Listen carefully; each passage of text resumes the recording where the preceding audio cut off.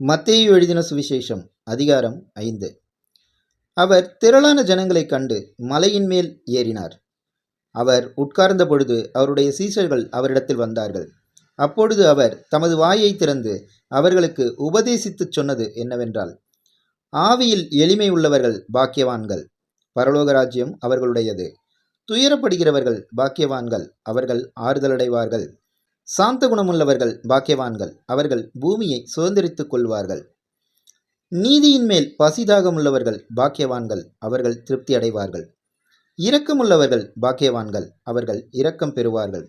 இருதயத்திலே சுத்தமுள்ளவர்கள் பாக்கியவான்கள், அவர்கள் தேவனை தரிசிப்பார்கள்.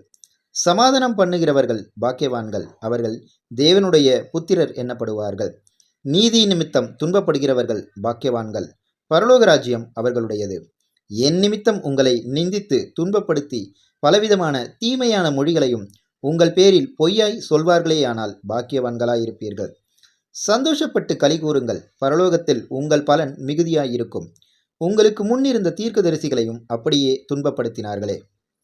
நீங்கள் பூமிக்கு உப்பாயிருக்கிறீர்கள். உப்பானது சாரமற்று போனால் எதினால் சாரமாக்கப்படும்? வெளியே கொட்டப்படுவதற்கும் மனுஷரால் மிதிக்கப்படுவதற்குமே ஒழிய வேறொன்றுக்கும் உதவாது. நீங்கள் உலகத்துக்கு வெளிச்சமாயிருக்கிறீர்கள். மலையின் மேல் இருக்கிற பட்டணம் மறைந்திருக்க மாட்டாது. விளக்கை கொளுத்தி மரக்காலால் மூடி வைக்காமல் விளக்குத்தண்டின் மேல் வைப்பார்கள். அப்பொழுது அது வீட்டில் உள்ள யாவருக்கும் வெளிச்சம் கொடுக்கும். இவ்விதமாய் மனுஷர் உங்கள் நற்கிரியைகளை கண்டு பரலோகத்தில் இருக்கிற உங்கள் பிதாவை மகிமைப்படுத்தும்படி உங்கள் வெளிச்சம் அவர்கள் முன்பாக பிரகாசிக்க கடவது. நியாயப்பிரமாணத்தை ஆனாலும் தீர்க்க தரிசனங்களை ஆனாலும் அழிக்கிறதற்கு வந்தேன் என்று எண்ணிக்கொள்ளாதேயுங்கள். அழிக்கிறதற்கு அல்ல, நிறைவேற்றுகிறதற்கே வந்தேன். வானமும் பூமியும் ஒழிந்து போம், நியாயப்பிரமாணத்தில் உள்ளதெல்லாம் நிறைவேறும் அளவும் அதில் ஒரு சிறு எழுத்தாகிலும் ஒரு எழுத்தின் உறுப்பாகிலும் ஒழிந்து போகாது என்று மெய்யாகவே உங்களுக்கு சொல்லுகிறேன்.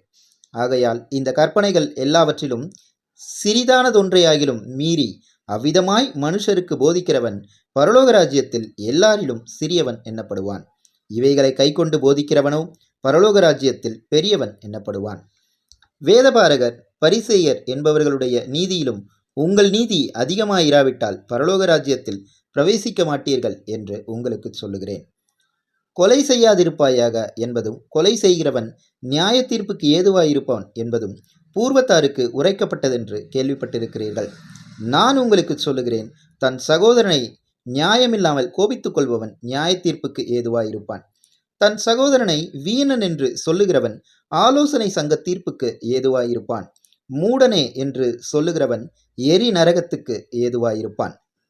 ஆகையால் நீ பலிபீடத்தினிடத்தில் உன் காணிக்கையை செலுத்த வந்து உன் பேரில் உன் சகோதரனுக்கு குறை உண்டென்று அங்கே நினைவு கூறுவாயாகில், அங்கேதானே பலிபீடத்தின் முன் உன் காணிக்கையை வைத்துவிட்டு போய் முன்பு உன் சகோதரனுடைய ஒப்புரவாகி பின்பு வந்து உன் காணிக்கையை செலுத்து.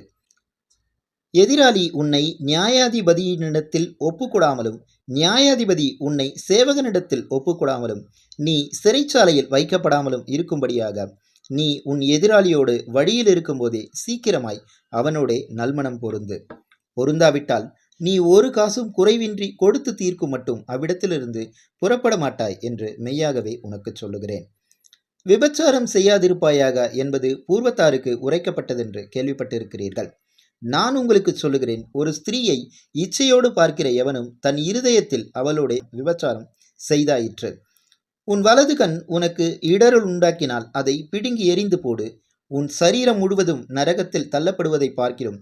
உன் அவயவங்களில் ஒன்று கெட்டுப்போவது உனக்கு நலமாயிருக்கும். உன் வலது கை உனக்கு இடரல் உண்டாக்கினால் அதை தரித்து எறிந்து போடு. உன் சரீரம் முழுவதும் நரகத்தில் தள்ளப்படுவதை பார்க்கிறோம். உன் அவயவங்களில் ஒன்று கெட்டுப்போவது உனக்கு நலமாயிருக்கும். தன் மனைவியை தள்ளிவிடுகிற எவனும் தள்ளுதற் சீட்டை அவளுக்கு கொடுக்க கடவன் என்று உரைக்கப்பட்டது. நான் உங்களுக்கு சொல்லுகிறேன், வேசித்தன முகாந்தரத்தினாலொழிய தன் மனைவியை தள்ளிவிடுகிறவன் அவளை விபச்சாரம் செய்ய பண்ணுகிறவனாய் இருப்பான். அப்படி தள்ளிவிடப்பட்டவளை விவாகம் பண்ணுகிறவனும் விபச்சாரம் செய்கிறவனாய் இருப்பான்.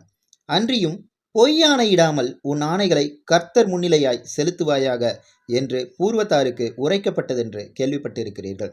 நான் உங்களுக்கு சொல்லுகிறேன், பரிசேதம் சத்தியம் பண்ண வேண்டாம், வானத்தின் பேரில் சத்தியம் பண்ண வேண்டாம், அது தேவனுடைய சிங்காசனம். பூமியின் பேரிலும் சத்தியம் பண்ண வேண்டாம், அது அவருடைய பாதப்படி. எருசலேமின் பேரிலும் சத்தியம் பண்ண வேண்டாம், அது மகாராஜாவினுடைய நகரம். உன் சிரசின் பேரிலும் சத்தியம் பண்ண வேண்டாம், அதின் ஒரு மயிரையாவது வெண்மையாக்கவும் கருமையாக்கவும் உன்னால் கூடாதே. உள்ளதை உள்ளதென்றும் இல்லதை இல்லதென்றும் சொல்லுங்கள், இதற்கு மிஞ்சினது தீமையினால் உண்டாயிருக்கும். கண்ணுக்கு கண் பல்லுக்கு பல் என்று உரைக்கப்பட்டதை கேள்விப்பட்டிருக்கிறீர்கள். நான் உங்களுக்கு சொல்லுகிறேன், தீமையோடு எதிர்த்து நிற்க வேண்டாம். ஒருவன் உன்னை வலது கன்னத்தில் அறைந்தால் அவனுக்கு மறு கன்னத்தையும் திருப்பிக் கொடு.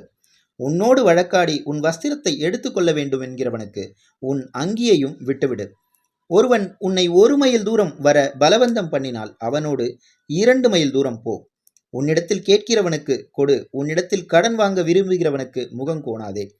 உனக்கு அடுத்தவனை சிநேகித்து உன் சத்ருவை பகைப்பாயாக என்று சொல்லப்பட்டதை கேள்விப்பட்டிருக்கிறீர்கள். நான் உங்களுக்கு சொல்லுகிறேன், உங்கள் சத்துருக்களை சிநேகியுங்கள், உங்களை சபிக்கிறவர்களை ஆசீர்வதியுங்கள், உங்களை பகைக்கிறவர்களுக்கு நன்மை செய்யுங்கள், உங்களை நிந்திக்கிறவர்களுக்காகவும் உங்களை துன்பப்படுத்துகிறவர்களுக்காகவும் ஜெபம் பண்ணுங்கள். இப்படி செய்வதனால் நீங்கள் பரலோகத்தில் இருக்கிற உங்கள் பிதாவுக்கு புத்திரராயிருப்பீர்கள். அவர் தீயோர் மேலும் நல்லோர் மேலும் தமது சூரியனை உதிக்க பண்ணி நீதியுள்ளவர்கள் மேலும் அநீதியுள்ளவர்கள் மேலும் மழையை பெய்ய பண்ணுகிறார். உங்களை சிநேகிக்கிறவர்களையே நீங்கள் சிநேகிப்பீர்களானால் உங்களுக்கு பலன் என்ன? ஆயக்காரரும் அப்படியே செய்கிறார்கள் அல்லவா? உங்கள் சகோதரரை மாத்திரம் வாழ்த்துவீர்களானால் நீங்கள் விசேஷித்து செய்கிறது என்ன? ஆயக்காரரும் அப்படியே செய்கிறார்கள் அல்லவா? ஆகையால் பரலோகத்தில் இருக்கிற உங்கள் பிதா பூரண சர்க்குணராய் இருக்கிறது போல நீங்களும் பூரண சர்க்குணராய் இருக்க கடவீர்கள்.